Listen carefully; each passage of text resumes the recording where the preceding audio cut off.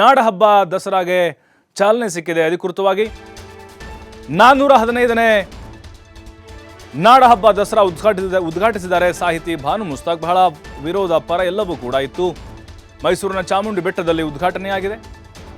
ಚಾಮುಂಡೇಶ್ವರಿ ತಾಯಿಗೆ ಪುಷ್ಪಾರ್ಚನೆ ಮಾಡುವ ಮೂಲಕ ಚಾಲನೆಯನ್ನು ಕೊಟ್ಟಿದ್ದಾರೆ. ದಸರಾ ಉದ್ಘಾಟಕಿ ಭಾನು ಮುಸ್ತಾಕ್ಗೆ ಸನ್ಮಾನ ಮಾಡಿದ್ದಾರೆ ಸಿಎಂ ಸಿದ್ದರಾಮಯ್ಯ. ಮೈಸೂರು ಪೇಟ ತೊಡಿಸಿ ಶಾಲು ಹೊದಿಸಿ ಸನ್ಮಾನಿಸಿದ್ದಾರೆ. ಏನೋ ಕೆಲವೊಂದಿಷ್ಟು ವಿಚಾರಗಳನ್ನು ಕೂಡ ಸಂದರ್ಭದಲ್ಲಿ ಭಾನು ಮುಸ್ತಾಕ್ ಅವರು ಪ್ರಸ್ತಾಪವನ್ನು ಮಾಡಿದ್ದಾರೆ. ಇನ್ನು ಭಾನು ಮುಸ್ತಾಕ್ಗೆ ಗರ್ಭಗುಡಿಯಿಂದ ತಂದಂಥ ಹಾರವನ್ನು ಸಮರ್ಪಣೆ ಮಾಡಿದ್ದಾರೆ. ಇನ್ನು ಮೈಸೂರು ಅರಮನೆಯಲ್ಲಿ ದಸರಾ ಸಂಭ್ರಮ ಮನೆ ಮಾಡಿದೆ.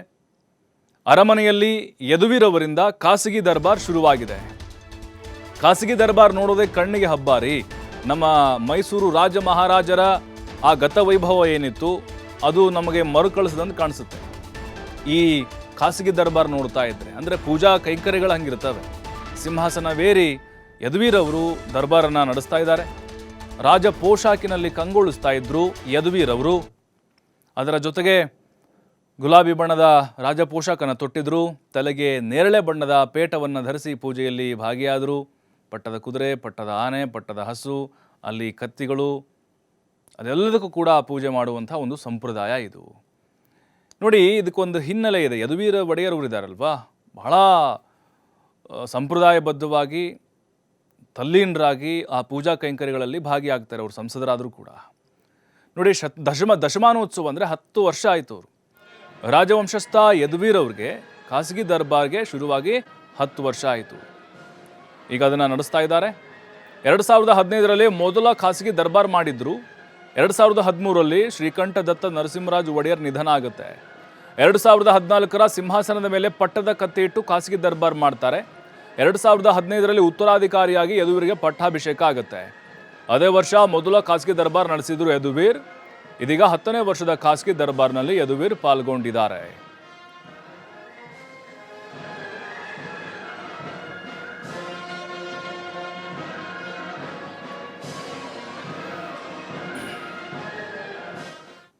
ಮತ್ತಷ್ಟು ಮಾಹಿತಿ ಪುನೀತ್ ನೀಡ್ತಾರೆ ನೇರ ಸಂಪರ್ಕದಲ್ಲಿ. ಪುನೀತ್, ಐತಿಹಾಸಿಕ ಮತ್ತು ವಿಶ್ವವಿಖ್ಯಾತ ನಾಡಹಬ್ಬ ದಸರಾಗೆ ಅಧಿಕೃತವಾದಂಥ ಚಾಲನೆ ಸಿಕ್ಕಿದೆ. ಇವತ್ತಿನಿಂದ ಮೈಸೂರು ಹೇಗೆ ಕಂಗೊಳಿಸ್ತಾ ಇದೆ, ಭಾನು ಮುಸ್ತಾಕ್ ಅವರ ನುಡಿಗಳು ಹೇಗಿತ್ತು ಮತ್ತು ಖಾಸಗಿ ದರ್ಬಾರ್ನ ಗತ ವೈಭವ ಹೇಗೆ ಕಂಡು ಬರ್ತಾ ಇದೆ?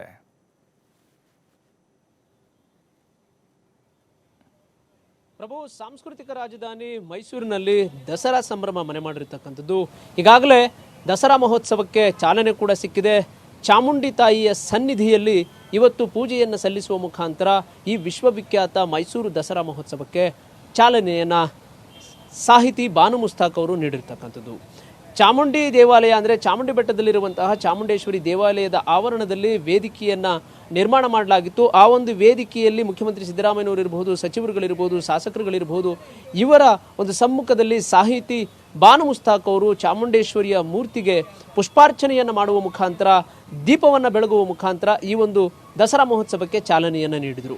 ಸಾಕಷ್ಟು ವಿರೋಧ ವ್ಯಕ್ತವಾಗಿತ್ತು. ಸಾಹಿತಿ ಭಾನು ಮುಸ್ತಾಕ್ ಅವರು ಈ ಒಂದು ದಸರಾವನ್ನು ಉದ್ಘಾಟನೆ ಮಾಡಬಾರ್ದು, ನಮ್ಮ ಹಿಂದೂ ಪರಂಪರೆ ಇರಬಹುದು, ನಮ್ಮ ಆಚರಣೆಗೆ ವಿರುದ್ಧವಾಗಿರ್ತಕ್ಕಂಥವ್ರು ಅವರು, ಹೀಗಾಗಿ ಅದನ್ನು ಮಾಡಲಿಕ್ಕೆ ನಾವು ಬಿಡೋದಿಲ್ಲ ಅಂಥೇಳಿ ಸಾಕಷ್ಟು ಪ್ರತಿಭಟನೆಗಳು ನಡೆದವು, ವಿರೋಧಗಳು ಕೂಡ ವ್ಯಕ್ತವಾದವು. ಇದಕ್ಕೆ ಸಂಬಂಧಪಟ್ಟಂತೆ ಪರವಾದಂತಹ ಹೋರಾಟಗಳು ಕೂಡ ನಡೆದವು. ಅದೆಲ್ಲದಕ್ಕೂ ಕೂಡ ತಮ್ಮ ಕವನದ ಮುಖಾಂತರವೇ ತಿರುಗೇಟನ್ನು ಕೊಡುವ ಮುಖಾಂತರ ಈ ಒಂದು ಅದ್ದೂರಿ ದಸರಾ ಮಹೋತ್ಸವವನ್ನು ಭಾನು ಮುಸ್ತಾಕ್ ಅವರು ಉದ್ಘಾಟನೆ ಮಾಡಿದರು. ಪ್ರಮುಖವಾಗಿ ಭಾಗೀನವನ್ನು ಕೊಡ್ತಕ್ಕಂಥ ಹಿಂದೂ ಸಂಪ್ರದಾಯ ಏನಿದೆ, ಈ ಒಂದು ಸಂಪ್ರದಾಯಕ್ಕೆ ಸಂಬಂಧಪಟ್ಟಂಥ ಒಂದು ಕವನವನ್ನು ಅವರು ಅಲ್ಲಿ ಉಚ್ಚಾರಣೆಯನ್ನು ಮಾಡುವ ಮುಖಾಂತರ ತಾನು ಕೊಡುವಂತಹ ಗೌರವ ಎಷ್ಟರ ಮಟ್ಟಿಗಿರುತ್ತೆ, ನಮ್ಮ ಧರ್ಮವನ್ನು ನಾವು ಪಾಲನೆ ಮಾಡೋದ್ರ ಜೊತೆಗೆ ಮತ್ತೊಂದು ಧರ್ಮವನ್ನು ಗೌರವಿಸ್ತಕ್ಕಂಥದ್ದು, ಪ್ರೀತಿಸ್ತಕ್ಕಂಥದ್ದು ಎಷ್ಟರ ಮಟ್ಟಿಗಿದೆ ಅನ್ನೋದನ್ನು ಆ ಒಂದು ತಮ್ಮ ಕವನವನ್ನು ಅಲ್ಲಿ ಪ್ರಸ್ತಾಪ ಮಾಡುವ ಮುಖಾಂತರ ಎದುರಾಳಿಗಳು ಯಾವ ರೀತಿಯಾಗಿ ತಮ್ಮ ಒಂದು ಉದ್ಘಾಟನೆಯ ವಿಚಾರಕ್ಕೆ ವಿರೋಧವನ್ನು ವ್ಯಕ್ತಪಡಿಸಿದ್ರು, ಆ ಎಲ್ಲ ವಿರೋಧಿಗಳಿಗೂ ಕೂಡ ಕವನದ ಮುಖಾಂತರ ತಿರುಗೇಟನ್ನು ಕೊಟ್ಟರು. ಅದು ಅಷ್ಟೇ ಅಲ್ಲ,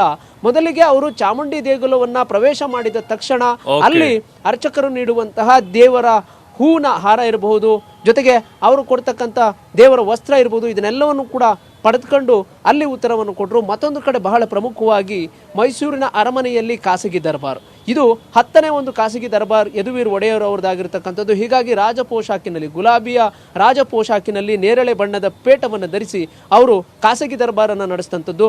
ಬೆಳಗ್ಗೆ 5:30 ವೇಳೆಗೆ ಆರಂಭವಾದಂತಹ ಈ ಒಂದು ಪೂಜಾ ಕೈಂಕರ್ಯಗಳು ಏನು ಸಿಂಹಾಸನಕ್ಕೆ ಸಿಂಹದ ಒಂದು ಜೋಡಣೆಯನ್ನ ಮಾಡತಕ್ಕಂಥ ಕಾರ್ಯ ಆಯಿತು ಮೊದಲಿಗೆ. ತದನಂತರ ಅರಮನೆಯ ಆವರಣದಲ್ಲಿರುವಂತಹ ಕೋಡಿ ಸೋಮೇಶ್ವರ ದೇವಸ್ಥಾನ ಏನಿದೆ, ಆ ಒಂದು ದೇವಸ್ಥಾನದ ಬಳಿ ಪೂಜೆ ಪುನಸ್ಕಾರಗಳನ್ನು ನೆರವೇರಿಸುವ